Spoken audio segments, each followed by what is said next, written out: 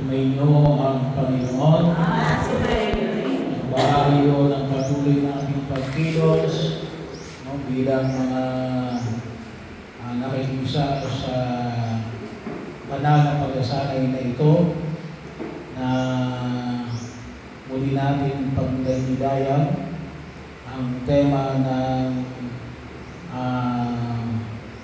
praying candidates. Bahagi ho, ito pala ng ating binibigyan ng pansin pero yung kamukuhan in the spirit of synodality and laudato. Wala pa tayo conclusion sa ikalawang bahagi. Nandito pa lang tayo sa praying candidates. At sabi mo, tumama naman yung ating Ebanghelyo ngayon sa araw na ito. Yung dinuruan ni Jesus na manalangin. So, bahagi yun. Palagi natin binibigyan ng diin, tayo ay manalangin. Lumalim sa ating pananalangin. Mental, vocal, contemplative, bahagi yun na kung saan ay nawa ay makita natin na tayo ay palaging nakikinig sa harapan ng buong may kapal. Yung Ebanghelyo natin ngayon sa araw na ito, well, hindi na umago kasi ito ay tinutuungan tayo ng Ama namin. Pero napakayaman no, sabi mahal natin, ay sa bawat sipi o perikope ng banal na kasulatan, maraming mga paanyaya na binibigyan ng diin. No? May ilan na akong sumulat ng libro para lamang ipaliwanag ang dasal na ito. Word for word or praise by praise. Pero bahagi o nanawa ay makadagdag ng ating pagtugon. Maliban o lamang sa mga bagay na binigyan natin ng pansin kaninang umaga. Pero ano pa yung bahagi na pwede natin pagnilaynilayan ngayon? Bahagi ho na pwede rin natin pagnilaynilayan yung pagtawag natin sa Diyos na Ama. No? Bahagi ho, very intimate. Sabi na natin ay relational. No? Yung ating ugnayan, hindi nung yung sinasabi ng mga kapatid natin, mga protestante na alin, na yung relasyon natin sa Diyos. Kaya, isang maliwanag rito, alam naman natin, bahagi rin ng inyong mga ipinahayag kanina sa inyong mga sharing na kaakibat ng panalangin, pag-aayuno, at kawang-kawa. Ito yung bahagi ng ating patuloy na pagpag-ugnayan sa Diyos. No? Yung kahalagahan ng iba't-ibang uri ng panalangin, yung mga practices na nating bahagi sa ninyo sa inyong pang-araw-araw na pamumuhay na nawa lalo natin na pagtibay. Yung inyong mga sakripisyo, yung panahon, yung inyong effort, yung inyong bahagi na kung saan ay itinatalaga ninyo ang inyong sarili sa gawain na ito, tulad na rin halimbawa ng pagtulong sa kapwa, iba pa mga bagay na magpaintin ng ating pagtugon sa panawagan ng Diyos. Pero isa rin ang paanyaya na bigyan natin ng pag-inilay, sabi nga natin, ay yung mga salita. Yung salita ng Ama namin. Napakahalaga po. At ito rin ay pinatatalaga na alin na katulad din na babalik tayo dun sa unang pagpasa. Yung tulad ng niebe at ng ulan na pumapatak mula sa langit. Ito ay mayroong epekto. May epekto ito. At sana makita natin yung epekto. Ano ba yung epekto? Maganda ba o pangit? Ang tawag nga natin dito ay bunga. Ano yung nagiging bunga? Magiging maganda pa yung bunga o nagiging pangit pa yung bunga. Kasi lahat ay may epekto. Hindi ko lang alam kung nabanggit ko kasi nag-uisa kayo ng umaga. Hindi ko alam kung doon ko ba nabanggit yun. Na mayroon nung scientist, 1993, Japanese scientist, na naglagay ng isang tubig sa isang container, dalawang tubig. Yung isa, lahat ng magandang salita, binabanggit niya. Yung kabila, lahat ng pangit na salita, binabanggit niya.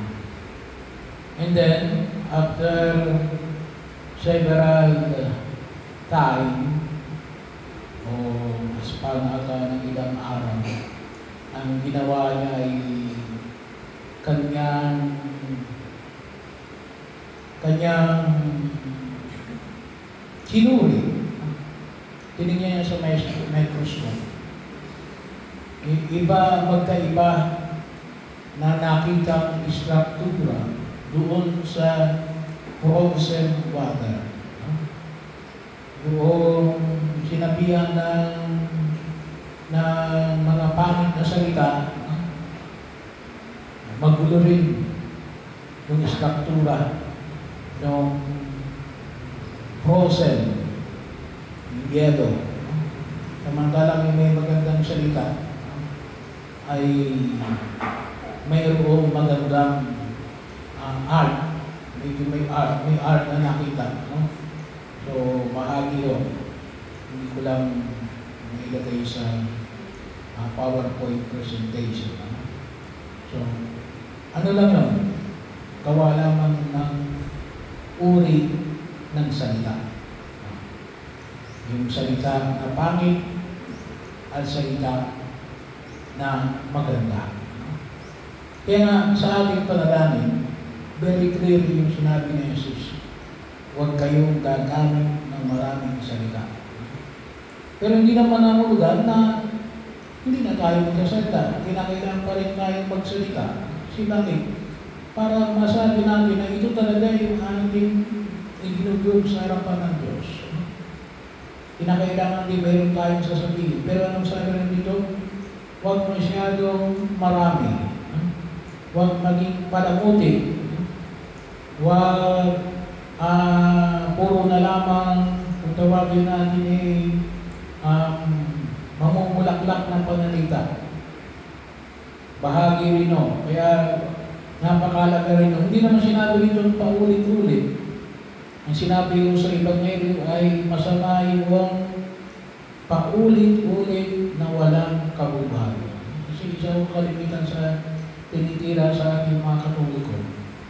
Ay paulit-ulit. Sabihin nyo dun sa mga nagkukonsay na alin dun sa banal na kasulatan. Banggitin dun sa banal na kasulatan. At idugtong. Kasi tumisan ay binabawasan din nila eh. Paulit-ulit na walang kabuuan. Bagaman inuulit natin yung ating mga panalangin, hindi na ulugan na walang kabuluhan yan. Napakamakabuluhan yan.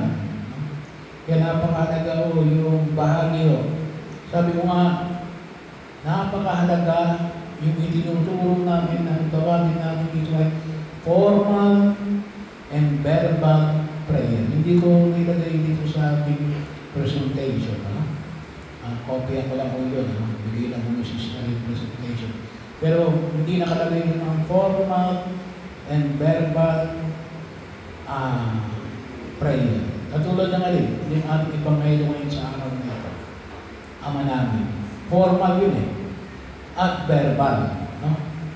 Ito yung mga formal na inalagay ng simbahan na maging kasama sa ating pangunahing panalangin.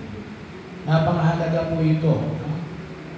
Na makita ko natin. Kaya ngayon ating mga panalangin, ayun yan, may nakita ko yung mga prayer book. Titingnan nyo yan, meron ng mas imprimatur na kanil obstat din yan, no? Kalimitan ng prayer natin. Ibig sabihin, huwag kayong gagamit ng prayer din na wala rin paintulot ng simbahan. No? Hindi lang mo Biblia. Ang mayroong imprimatur at yung anikil obstat. Kinakailangan din nyo, ito ay bahagi na itinamamanig ng simbahan. Sapagkat napakahalaga yung salita na ginagamit doon. No? Bahagi mo yun. Kaya kapag sinabi natin sa kaya yun din naman yung huwag namin kalimutan. Kaya sinasabi ng simbahan na huwag kayong magmumura. Huwag kayong magmumura sapagkat may bigat ko. Yung mga salitang binabanggit ninyo na masasama. Kasi may dating ho yan. May bigat na dinadala yung mga salita na binabahagi natin. Kaya nga, yung mga ginagamit natin yung mga panalangin, napakahalaga po yung mga salitang itinalaga dyan. Hindi lang po yung salita na para mabanggit natin sa Diyos, pero yan din po yung salita na alin. May pagkakataon na para tayo ay ubudin at turuan. Kaya yung wordings na ating napakinggan ay may kahulugan yan katulad na inilagay natin sa Ama namin. O sa iba mang uri ng panalangin na kung tawagin natin ay formal at verbal. Sabi ko, isa ko sa biyaya, sabi ko nga, kasi bakit ko mahalaga katulad ng dasal ng Ama namin, ang bagay ng Maria, Dawalhati, parang operasyon yung kaalaman din. Siguro alamin na rin, pero kaya niyong banggitin ko na may bagong ibinigay na version ang CBCB sa tinatawag natin dasal na Hail Mary. No? Yung traditional natin na Aba, Ginoong Maria, ang bagong translation ay Ave Maria. Pero hindi po yan pinapalitan, ha? Hindi na wala ng Aba, Ginoong Maria, mali. No? New translation. Pero hindi na hulugan na yung luma ay obsolete. Yun yung maliwanag din binanggit ng CBCB. No? May mga pagkakataon na talagang mayroon tayong mga panalangin na pinapalitan. At sinasabi na kapag pinalitan, ito na yung kapalit. Hindi mo na pwedeng gamitin yung luma. No? Pero ito, maliwanag na sinabi ng simbahan na itong Ave Maria ay bago, pero hindi na hulugan na hindi na natin pwedeng gamitin ang Aba, Ginoong Maria. Pero yun, ibig sabihin, at hindi alin, ay bago binanggit ng simbahan, pinag-iisipan maigi yun. Kung ito ba yung tamang pamamaraan na kinakailangan natin bigkasin sa ating mga panalangin. Sapagkat ito yung mga salita na may maralalim na kahulugan at ito yung mga salita nagnanais na hubugin tayo. Pero balik ulit tayo doon saan? Yung kahalagahan ng formal at verbal prayer. Kasi mahalaga ko yun eh. Hindi nang hulugan na hindi na tayo tuturuan magdasal ng kung tawagin natin spontaneous prayer. Yung ano ba yung spontaneous prayer? Yung sarili mong gawa. No? Yung mga kapatid natin, mga protestante, magagaling dyan. No? Spontaneous prayer. O tayo inaanya na tayo, marututurin tayo mag-spontaneous prayer. Pero malaki rin ay tutulong ng mga kung tawagin natin formal at verbal prayer. Bakit? Kasi sa mga panahon na we are emotionally unstable. Pag sinabi natin emotionally unstable, halimbawa, natatakot, nalulungkot, tuwang-tuwa. Ito yung mga panahon na kung minsan nahihirapan tayong mag-uksan ng panalangin. Kasi bakit? Emotionally disturbed tayo. Kaya, mahirap mag-isip. No? Pagka kapag sa ulalo mo na, kahit nakita mo takot, no? Pwede mo ito sa rin, Ama namin, sumasalangin ka sa pag-inangalan mo. Kasi, yun ay memorize mo. Hindi lang dito, no? Pati rito, memorize mo. Kaya malaki yung naitutulong noon sa mga panahon na kung saan makita namin. Kapag galing na galing ka, paano mo mapagalabanan nito, galing na galing, magdasal ka. Paano mo makapagdasal? Galing na galing ka nga. Papasok din yung alin, yung formal prayer. No? Yung formal prayer. Doon ang pinagagamit yung formal prayer. No? Lalo-lalo na sa mga panahon na tayo emotionally disturbed. No? Malaking may tutulong niya. No? Bahagi ng kahit nagaling ka, magdarasal ka, nahirapan ka mag-isip, dasalin mo yung mga sa ulado mong panalangin. So, yun ang isa sa mga naitutulong ho ng tinatawag natin formal ang verbal prayer. Pero yun, yung mga salita nito ay may malaking epekto. No? Kaya naman po, ay ito'y makatulong din sa atin para tunay tayong hubugin sa ating mga panalangin. Kaya isa ito si itinuturo ng dasal ng namin. No? Yung mismong mga salita nito ay itinuro sa atin ni Jesus para gamitin natin para kahit na ito ay paulit-ulit pero naiintindihan natin ang mga kahulugan nito. Kasi pwede naman ngayon mo lang nabanggit yung salita nito pero hindi mo naman naiintindihan kung kahit ngayon yung sarili mong gawa, ay mo na nagkwento yan. Kaya yun yung isa. Pangalawa, yung mahalagang elemento ng panalangin. Yung alam na alam natin, yung acts. No? Adoration, contrition, thanksgiving, and supplication. No?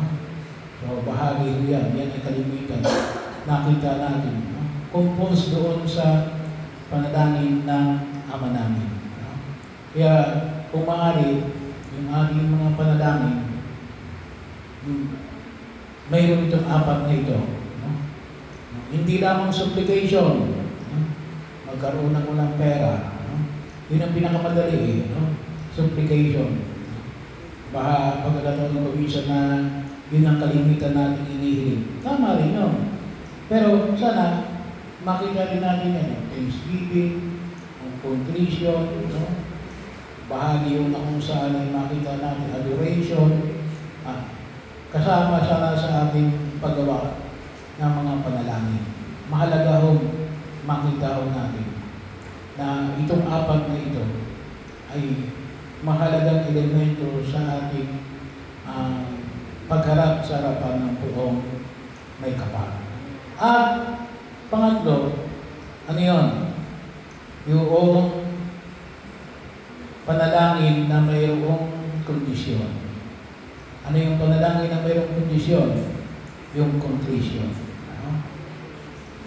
Tayo patawarin lamang sa ating mga kasalanan kung tayo ay handang magpatawad sa mga taong nagkasala sa atin. Ano? Bahagi yun na huwag natin kalimutan. Ito rin yung maliwanag na maliwanag dito sa Ama namin. Ang bahagi ho na kung tuusin ay dapat din natin pahalagahan. Kung mahirap kasi hingi tayo ng kapatawaran sa Diyos na kayang magbigay sa atin na lahat ng kapatawaran ng ating mga kasalanan kung tayo naman ay hindi marunong magpatawad sa ating kapwa. Paano tayo magkakaroon ng lakas na humingi ng kapatawaran kung tayo ay hindi marunong magpatawad sa ating kapwa. Kaya kinakailangan yung readiness to forgive. Yung maging handa na tayo ay magpatawad sa mga taong nagkasala sa atin. Isa yun. Bakit? Dahil hindi tayo patawarin ng Diyos sa ating mga kasalanan. Bakit hindi tayo patawarin ng Diyos? Ito sabihin, sabagat hindi tayo nagpapatawad, hindi lang yun, kung alin. Hindi natin naiintindihan yung kahalagahan ng pagpapatawad ng Diyos. Kasi yung pagpapatawad ng Diyos sa ating mga kasalanan, hindi lang para sa iyo. Okay, humingi ng tawad? Hindi. Sana makita natin, kaya nga isa sa mga devotion natin, Divine Mercy. Dakilang awa ng Diyos. Yung pagpapatawad ko sa iyo, hindi lang para sa iyo. Hindi pagpapatawad din natin nang para sa mga nagkasala sa iyo. Kaya kung talagang naiintindihan mo, na handa akong magpatawad sa kasalanan mo, kung naiintindihan mo ako, ito yung sinasabi ng Diyos sa atin, kung naiintindihan mo, kung kaya kitang patawarin sa mga nagawa mong kasalanan, kung talagang naunawaan mo yan at maliwanag sa iyo,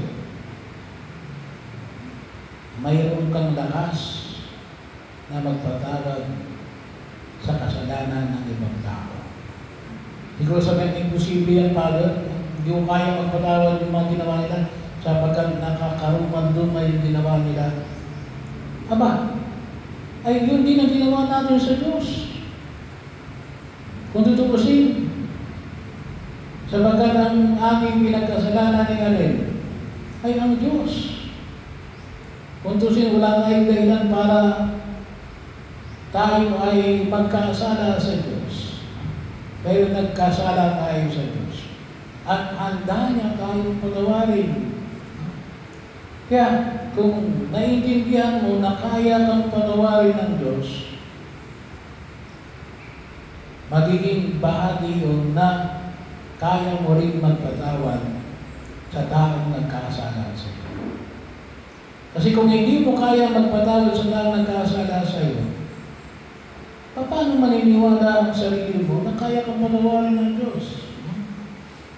Bahagi yun vice versa yun, sumasalamin yun sa pagpapatawad natin sa mga taong nagkasala sa atin. Yung pagpapatawad ng ating kasalanan. Ganon kadakila ang pagpapatawad ng Diyos. Ako lang naman ang nagkasala. Alam ko sa gabi na sa iyo ng Diyos, sa akin ka lang naman nagkasala. Kaya pwede ka lang hindi, kami hindi yung kinakailangan natin. Maintindihan mo yung buong ekonomiya ng pagpapatawad ng Diyos. Yun ang buong ekonomiya ng pagpapatawad ng Diyos. Hindi lang sabagat iniutos ng Diyos yun, pero hindi yung tunay mong pagkaunawa na kaya mong patawarin ng Diyos. Kaya, kaya mo rin magpatawad ng mga taong nagkasala sa iyo. And lahat yan, yung parang tanikalain. Akala natin tayo lang ang nagtatanikalaan ng ating sarili sa kasalanan. Hindi, umiikot yung tanikala. Ang dalawa, umiikot yung tanikala. Bakit?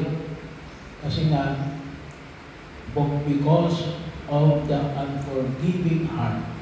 Ang puso hindi nagpapatawad. At ang puso hindi marunong humingi ng tawad. Isang puso yun. Kinakailangan ang puso natin ay maging katulad ng puso ng Diyos.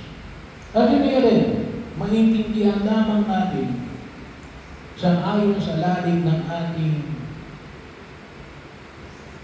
ugnayan sa Diyos na ang pinakapuso ay walang libang kundi ang puso ng pag-ibig.